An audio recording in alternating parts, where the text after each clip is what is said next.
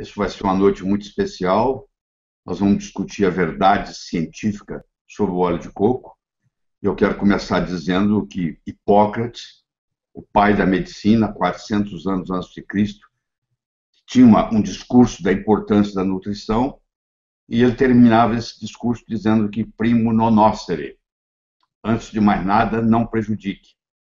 Então, o óleo de coco é, nos Estados Unidos, considerado uma substância grasse, quer dizer que ela é boa para o uso, ela é segura. Quando uma substância é grassa, ela pode ser ingerida sem nenhum perigo, seguindo a história do Hipócrates. Abraham Lincoln foi o 16º presidente dos Estados Unidos. Ele governou de 1861 a 1865, considerado o abolidor da escravatura nos Estados Unidos, e ele tinha uma frase muito poderosa que ele dizia assim: você pode enganar poucos por muito tempo. Você pode enganar muitos por pouco tempo. Mas você não pode enganar muitos por muito tempo. Se você olha a história do óleo de coco, ela começa há quase 8.000 anos atrás, onde a medicina mais antiga que existe, que é a medicina ayurvédica, que é a mãe de todas as medicinas, e até hoje praticada, quase 1/3 da população do mundo pratica a medicina ayurvédica, e o óleo de coco tinha um papel fundamental, porque inúmeras preparações medicinais eram feitas com óleo de coco. Se você olha na medicina ayurvédica, você encontra trabalhos, você encontra escritos de 4.000 anos atrás, mostrando a importância do óleo de coco na culinária. Mas vamos pular para a era moderna. Se você entrar no Google e digitar coconut oil, que é óleo de coco em inglês, você vai ter mais de 25 milhões de citações.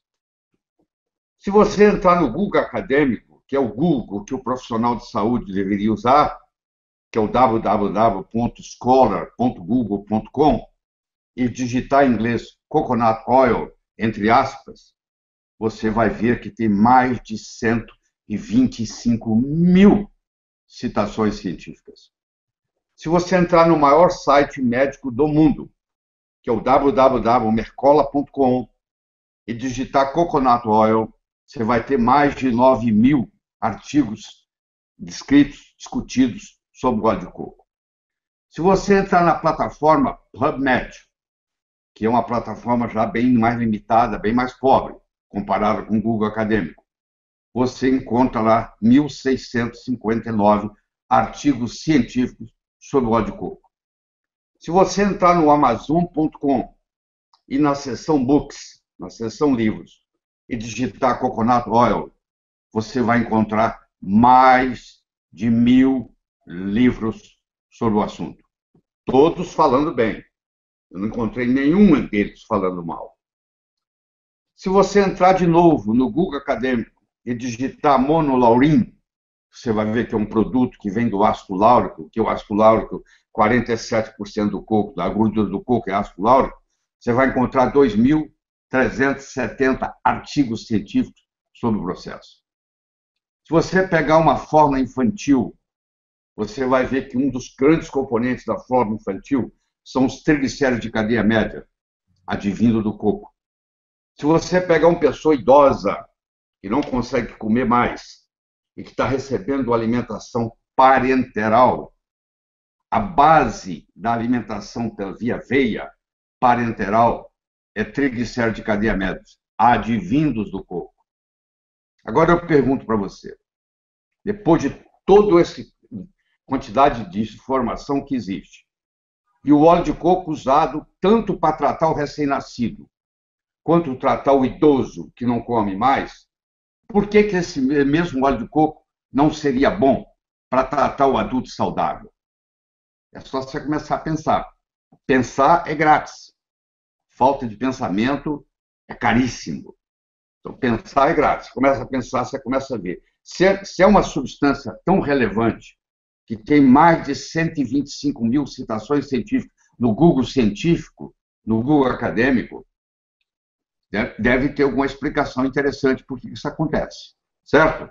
Então, se visto isto, você vê que você pode tratar, prevenir e tratar com óleo de coco Alzheimer, AIDS, aterosclerose, melhorar o perfil lipídico, ajuda no câncer, em infecções, em infestações, em diabetes, em redução de peso, em ganho de peso. Então, existem trabalhos e mais trabalhos e mais trabalhos em todas essas áreas. Eu gostaria de começar discutindo com você, primeiro, a estrutura do óleo de coco. O óleo de coco é uma gordura saturada, mas as gorduras saturadas são muito diferentes umas das outras. Você tem gordura saturada de cadeia curta, você tem gordura saturada de cadeia média e você tem gordura saturada de cadeia longa.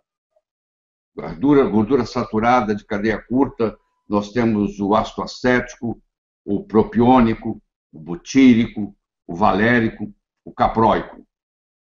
Esses são de cadeias curtas, eles vão até 6 carbonos. Aí você tem as gorduras de cadeia média, onde você tem o cáprico, o caprílico, o cáprico e o láurico, que são 3. Só para você ter uma ideia, 64% da gordura do coco é de cadeia média. E desses 64, 47% é ácido láurico. Só para você ter uma ideia, o ácido láurico, o leite materno, que é o melhor alimento que existe no mundo, 14 a 19% da gordura do leite materno é ácido láurico. Se é bom para o recém-nascido, por que não vai ser bom para o adulto? Por que o ácido láurico é tão badalado? Primeiro, porque quando ele cai no estômago, ele é quebrado e ele forma uma coisa chamada monolaurina, que mata fungo, mata bactéria, mata vírus, mata parasita. Hoje, nos Estados Unidos, a monolaurina é comercializada à parte. Ela é extraída do coco e ela é comercializada para tratar infecções que são resistentes a antibióticos. Para tratar candidíase sistêmica. A mulher que tem corrimento vaginal, ela faz uso da monolaurina. 30 dias de tratamento está resolvido. Ela é usada em vários aspectos da medicina clássica, para você ter uma ideia. A maior concentração é de ácido láurico, que é 47%. Aí nós temos uma grande concentração de ácido caprílico, que é 9%. O ácido caprílico é muito poderoso como antifúngico. Talvez uma das substâncias mais poderosas como antifúngico que nós conhecemos na medicina. Aí vem o ácido cáprico, que também, quando quebrado, vira monocaprina, que também tem ação. Aliás, todos os triglicéridos de cadeia média, seja ele o caprílico, o cáprico, o láurico, o Dr. John Cabara, professor de farmacologia e química da Universidade State Michigan, ele, em 1966, ele descobriu pela primeira vez que os triglicéridos de cadeia média tratavam tanto infecção quanto infestação. Vou dar um exemplo para você de vírus.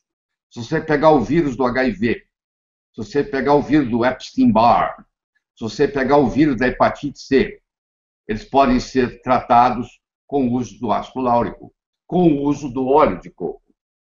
Por isso, sem resistência. Aliás, todo lugar onde predomina a culinária do coco, você vai ver que tem lugares como Puka Puka, perto da Nova Zelândia, 75% da caloria diária de um habitante de Puka Puka vem do coco. Você tem Tokelau, que é outra ilha perto, 60% da ingestão calórica diária vem do óleo do coco. Em Puka Puka, em Tokelau, por exemplo, não existe diabetes, não existe obesidade, não existe câncer, não existe doença cardíaca. Você vai dizer, isso é genético. Não, não é genético. O Dr. Ian Pryor, chefe do departamento de cardiologia do Hospital Wellington, porque a capital da Nova Zelândia chama-se Wellington, existe o Wellington Hospital, General Hospital, e ele fez um estudo onde ele viu pessoas que moravam na ilha e que mudaram para Nova Zelândia e que deixaram de comer coco, porque na Nova Zelândia, propriamente dito, essa não é o mesmo costume, e todos eles desenvolveram doenças degenerativas crônicas. Todas as ilhas do Pacífico Sul predomina o óleo de coco na culinária. Tem lugar, por exemplo, que ingere mais de 100 gramas de óleo de coco por dia. O Dr. Lindenberg, da Suécia, fez um estudo na ilha de Kitava, onde ele mostrou que lá ele não encontrou nenhuma doença degenerativa na ilha de Kitava, e lá eles ingerem mais de 100 gramas de óleo de coco por dia. Olha que coisa impressionante. Se você vai para as Filipinas, onde o Dr. Conrad Deiret, estudou pacientes com HIV e pacientes com AIDS. Então, ele mostrou, publicou, está aí no seu Google acadêmico, se você pesquisar, ele mostrou que os pacientes com HIV que recebem óleo de coco não transformam em AIDS. Eles são HIV positivo, mas eles não evoluem para AIDS, porque o óleo de coco atua no envelope gorduroso e na transcriptase reversa, inibindo a transcriptase reversa, e não permite que o vírus do HIV progrida a ponto de causar o AIDS. Olha que coisa fascinante. Vírus como Epstein-Barr, vírus como HIV, vírus como a hepatite C, bactérias como Helicobacter pylori, como Chlamydia pneumoniae, como todos os grãos positivos, são tratados com óleo de coco. Isso está na literatura para quem quiser ver. É só ter o trabalho de chegar lá e procurar, porque está lá para todo mundo ver o poder do ácido láurico e o poder da monolaurina, em fazer tudo isso e muito mais. O Dr. Menzik, em 2003, no American Journal of Clinical Nutrition, ele juntou 60 estudos do óleo de coco no perfil lipídico e juntou 60 e fez uma coisa chamada meta-análise. E ele mostrou que a alteração lipídica é benéfica. Há um aumento do HDL, uma pequena diminuição do LDL e não há uma mudança no colesterol. Porque o colesterol não é só o número que interessa, é a proporção que existe entre LDL, que é considerado colesterol ruim, e o HDL, que é considerado colesterol bom. E ocorre exatamente isso. O HDL, que é o bom, aumenta, o LDL, que é o ruim, diminui. 60 estudos publicados, ele juntou 60 estudos randomizados. É difícil ver isso com alimento. Você vê esses estudos com remédios. Lembre-se, o coco é apenas um alimento. E você encontra uma literatura vastíssima na literatura científica sobre o assunto. Vastíssima. Pacientes com diabetes, inclusive diabetes tipo 1, porque o óleo de coco é insulinotrópico. O óleo de coco tem o coco tem muita fibra. Se você fizer uso do coco em si, você também trata uma série de doenças intestinais, doença de Crohn, síndrome do intestino irritável, inúmeros trabalhos tem. E se você pesquisa com cuidado, você vai ver que existem vários heróis nesse ponto. O Dr. Kabara, que dedicou 40 anos da vida dele a estudar o coco e publicou livros sobre o assunto e artigos sobre o assunto. A doutora Mary Enig, E-E-N-I-G, você pode procurar, antes de ela morrer, em 2014, era a maior autoridade em coco no mundo. Ela também dedicou a vida dela inteira, como bioquímica e farmacologista, a estudar as propriedades benéficas do óleo de coco. Nós temos hoje o Dr. Bruce Fife, que tem uns 4 ou 5 livros sobre coco, e eu posso te recomendar, qualquer um deles é bom, viu? Porque é impressionante a dedicação que esse homem tem. Ele era um cético. Quando ele escutou coco pela primeira vez, ele teve a reação que muitos de vocês têm: mas isso é ácido graxo, isso é gordura saturada. As gorduras saturadas não são iguais. Você tem gordura saturada de cadeia curta, de cadeia média e de cadeia longa. O coco tem 64% do coco é ácidos graxos de cadeia média. Então ele mostrou. O Dr. Bruce Weiss aí assistiu à aula, virou um estudioso no assunto. 30 anos depois, ele já publicou 4 ou 5 livros, todos muito importantes. Fife, F-I-F-E, tá? O Dr. Ian Pryor, que estuda as pessoas que vêm de Puka Puka e Tokelau e mudam para Nova Zelândia. Em Puka Puka, como eu disse, 75% da caloria diária vem do óleo de coco. E em Tokelau, mais de 60% vem do óleo de coco. E essas pessoas mudam para Wellington, capital da Nova Zelândia, e todos ficam doentes, e o colesterol aumenta, eles têm infarto, ficam diabéticos, ficam obesos. Tem inúmeros trabalhos na literatura mostrando a ação do coco na obesidade, porque o coco ele é termogênico. O óleo de coco, que tem os triglicéridos de cadeia média, o triglicéride de cadeia média tem um metabolismo todo especial. Ao invés dele ir depositar nos adipócitos, ele vai direto para o fígado e lá ele forma corpos cetônicos, acetona, acetoacetato, beta-hidroxibutirato. Era o tempo da paleolítica. Se você pegar há mais de 10 mil anos atrás, os nossos ancestrais não conheciam açúcar, não ingeriam praticamente nada de carboidrato, eram nômades. Eles não iam se dar o luxo de carregar com eles. Eles caçavam, pescavam, viviam de frutos silvestres da época. Tinha uma dieta cetogênica. Ele matava o animal, tirava as entranhas do animal e deixava a carcaça magra, os outros animais aproveitar delas à noite. E levava aquelas coisas gordas, o fígado, o pâncreas, o coração para comer. Então o cérebro sabe muito bem como trabalhar com beta-hidroxibutirato. Então, quando você faz uma dieta rica em lipídios de boa qualidade, que advém, por exemplo, do óleo de coco, você melhora o seu raciocínio. Se você pegar a história da doutora Mary Newport, uma neonatologista de Miami, que o marido dela, com a profissão de marido, ficava em casa cuidando das crianças, e ela, como médica, trabalhando, isso é comum nos Estados Unidos, um ficar em casa e o outro ir trabalhar, e muitas vezes a mulher vai trabalhar e o homem fica em casa, e ele cozinha, ele cuida da casa, o nome dele era Steve. E o Steve, então, fazia a contabilidade da clínica dela, e ele começou a errar nos números. E foi fazer um exame, e de repente foi fazer um teste, e ele tinha Alzheimer. Início de Alzheimer. Estava sendo lançada uma droga nova, só que para entrar na droga tinha que passar num teste. E ele não conseguiu atingir o placar necessário. Foi rejeitado. E a doutora Newport, que eu já assisti ela na Alemanha, dando curso disso, eu fui lá fazer, ela é americana, o que ela fez? Ela começou a procurar no Dr. Google. E ela encontrou o uso do óleo de coco, que cria corpos cetogênicos saudáveis, como o beta-hidroxibutirato, que é utilizado pelo cérebro. Que, aliás, o cérebro prefere beta-hidroxibutirato do que glicose. Porque os nossos paleolíticos, na época paleolítica, não tinha glicose, praticamente. O cérebro usava corpos cetônicos, do tipo beta-hidroxibutirato. E ela começou a usar no Steve. No Alzheimer, existe um teste muito interessante, que é o teste do relógio.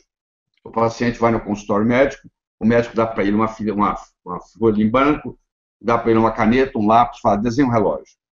E a maioria das vezes ele não consegue desenhar esse relógio apropriado. Ele esquece ponteiro, ele esquece ponteiro de minuto, ponteiro de hora, esquece número, e aquilo ali é a base. É a partir dali que agora nós vamos ver onde vai chegar. E aí ela entrou com óleo de coco. Em 14 dias ela respondeu, refez o teste. E você não vai acreditar, porque no final dessa aula você vai ter aí o link, você assistiu o filme do óleo de coco no Alzheimer, está num livro que é best-seller nos Estados Unidos, ficou na lista dos mais vendidos do New York Times, está traduzido para 16 línguas, ainda não chegou ao Brasil, infelizmente, mas você vai ver lá com legenda em português a história do Steve e a história do óleo de coco no Alzheimer. Você percebe que muita gente está tendo Alzheimer. Espero que na sua família você não tenha um, mas provavelmente vocês estão me assistindo aí, muitos têm. E muitas vezes nem é Alzheimer, é a polifarmácia. É o seu pai que está tomando 8 remédios, cada um prejudicando de um jeito, que infelizmente o médico prescreve, e quando vai no outro médico, ninguém tira, ninguém tem coragem de tirar, vai acrescentando, acrescentando, acrescentando, até intoxicar. Aí você começa com óleo de coco, e a melhora é brutal. Então você tem explicações as mais variadas. Inclusive no Brasil. Nós temos caso, por exemplo, do óleo de coco estudado na obesidade, na mulher, a mulher que tem obesidade visceral e a linha de cintura, e feito na Universidade de Alagoas, no curso de nutrição de Alagoas, publicado na revista Lipids, em 2009. O primeiro autor é o doutor Assunção, ou doutora Assunção, eu não lembro bem se é homem ou mulher, e que publicou mostrando exatamente isso, que o uso do óleo de coco diminuiu a cintura, diminuiu a gordura visceral.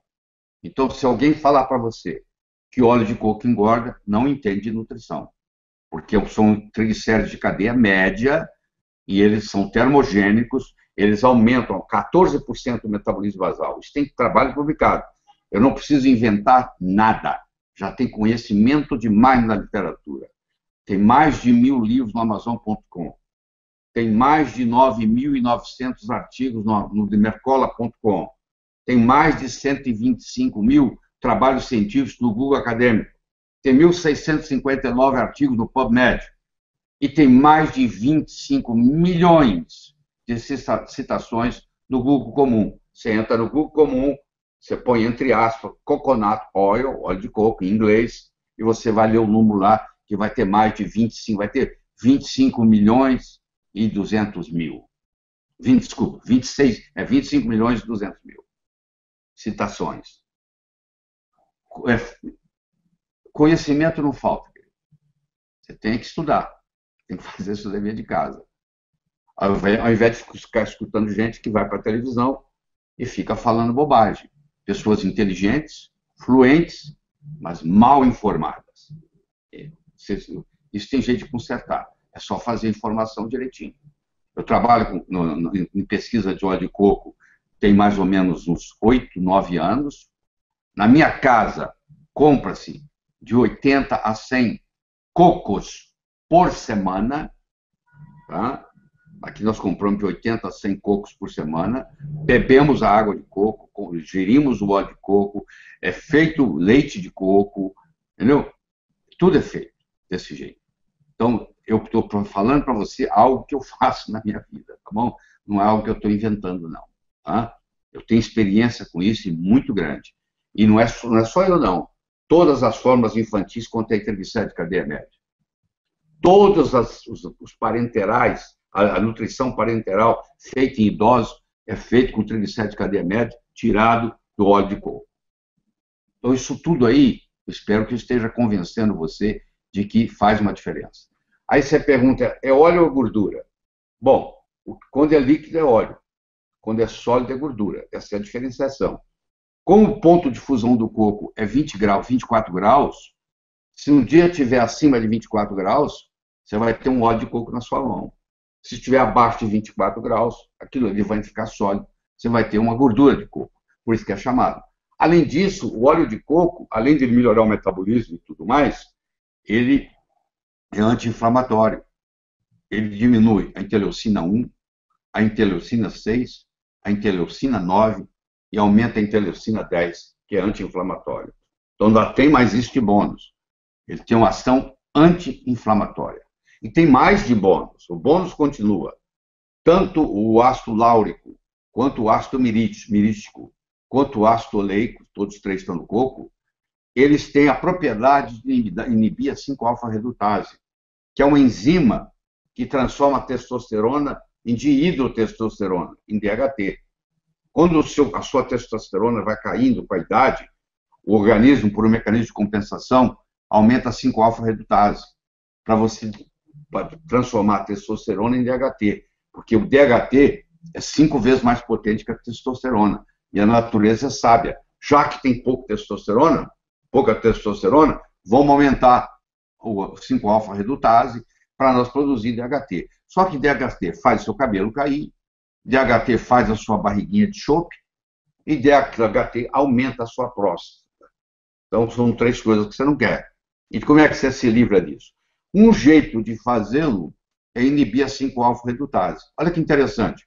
O ácido láurico, o ácido mirístico e o ácido oleico são inibidores da 5-alfa-redutase. Se você, por exemplo, passar óleo de coco na cabeça, e tem muitos shampoos que tem isso, você vai diminuir a queda do cabelo. Porque onde tem muito DHT é no pilar, é no folículo piloso, capilar. E você vai lá e bloqueia isso, e não transforma em DHT. E o DHT é que faz o cabelo cair, que faz a pessoa ficar calva. Então, as aplicabilidades são inúmeras. O óleo de coco tem mais fibra do que qualquer outra coisa que eu conheça. Para você comparar a quantidade de fibra por grama do óleo do coco per se, agora já não estou falando do óleo, estou falando do coco. Do coco per se, comparado com aveia, é 4 vezes mais. Comparado com farelo de coco, comparado com farelo de aveia, tem 4 vezes mais fibra. Tem 5 vezes mais fibra que o farelo de trigo. E você sabe, o Dr. Dennis Burkert passou a vida dele na África do Sul, estudando a importância da fibra na saúde. Na era paleolítica, um ser humano ingeria em torno de 200, 300 gramas de fibra por dia. Hoje, se você ingerir 15, agradeça. A maioria ingere menos de 15. Então, ele mostrou que, por exemplo, ele nunca viu, na África, onde ele viveu, ele nunca viu um apendicite. Isso não existe. Pô. Ele nunca viu uma diverticulite. Isso não existe lá. Porque a fibra faz as fezes ir embora, contribui no volume fecal. Tá? Então, é muito importante você entender isso. 1 em cada 4 americanos tem diverticulite, tem divertículo no intestino. 1 em cada 1.000 habitantes do Quênia tem diverticulose. E por quê? Porque ingere fibra. E no Quênia também se ingere muito coco. Por grama, é a substância mais rica em fibra, solúvel e insolúvel.